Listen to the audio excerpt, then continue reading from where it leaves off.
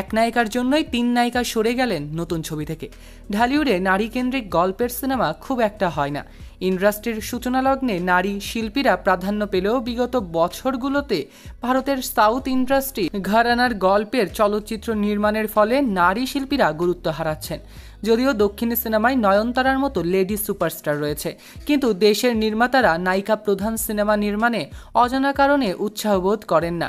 এর মাঝেও বেশ কিছু নারী কেন্দ্রিক গল্পের সিনেমা হয়েছে, তবে খুব একটা সাড়া ফেলতে পারেনি সে সমস্ত সিনেমাগুলো। চলতি বছর মুক্তি পাওয়া বলিউডের নারী কেন্দ্রিক গল্পের ক্রু সিনেমা ব্যাপক সাড়া ফেলেছে বলিউড ইন্ডাস্ট্রিতে। তাবু, করিনা কাপুর খান এবং কৃতি সানন অভিনীত এই সিনেমা দর্শক দারুণভাবে গ্রহণ করে। 3 বিমানবালাকে নিয়ে গল্প গড়ে উঠেছে এই সিনেমার।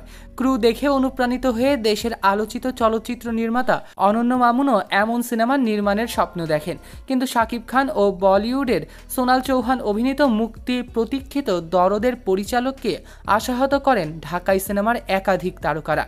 মামুন 4 নায়িকা নিয়ে সিনেমাটি নির্মাণের স্বপ্ন বুনেন, তার মধ্যে চতুর্থ নায়িকা আগেই চূড়ান্ত করেন তিনি। ঘনিষ্ঠ সূত্রের খবর, চিত্রনায়িকা বিদ্যা সিনহা মিম, নুসরাত ফারিয়া এবং মাহিয়া মাহিকে নিয়ে সিনেমাটি নির্মাণের পরিকল্পনা করেন নির্মাতা অনন্য মামুন, কিন্তু ঝামেলা বাঁধে চতুর্থ নায়িকাকে নিয়ে। ওই নায়িকার নাম শুনেই নুসরাত ফারিয়া এবং মিম কাজটি ফিরিয়ে দেন।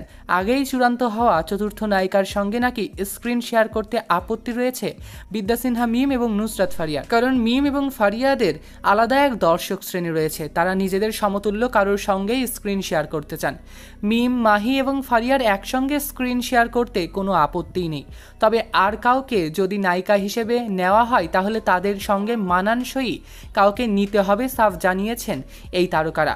স্বল্প পরিচিত ওই নায়িকার পরিবর্তে যদি জয়া আহসান কিংবা দিলারা হানিফ পূর্ণিমাকে কাস্ট করা হয় তাহলে 3 নায়িকার কারো আপত্তি নেই বলে জানা গিয়েছে। এ মতাবস্থায় বিপাকে পড়েন পরিচালক। সময়ের আলোচিত এবং জনপ্রিয় নায়িকাদের কাছ থেকে প্রত্যাখ্যান হয়ে দিশেহারা অনন্য মামুন। ক্রুর আদলে বিগ বাজেটে নির্মিত ভারত ও বাংলাদেশ যৌথ প্রযোজনায় নির্মাণের পরিকল্পনা করেছেন পরিচালক। কলকাতা এবং বাংলাদেশের 2টি প্রযোজনা প্রতিষ্ঠানের এতে অর্থলগ্নির পরিকল্পনা ছিল। বিষয়টি নিয়ে আনুষ্ঠানিক কোনো ঘোষণা দেননি মামুন, তবে এমন একটি সিনেমা নির্মাণের ইচ্ছা আছে সেটি ইঙ্গিত করেছিলেন ঘনিষ্ঠজনদের। এদিকে মাহি, ফারিয়া এবং মিমকে একসঙ্গে পরিচালক না পেলে সিনেমাটির ভবিষ্যৎ নিয়ে ধোঁয়াশা দেখা যাবে। যদি দেশের নায়িকারা রাজি না হয় তাহলে বাংলাদেশ এবং ভারত থেকে অন্য শিল্পী নেওয়া হতে পারে, এমন সম্ভাবনাও উড়িয়ে দেওয়া হচ্ছে না।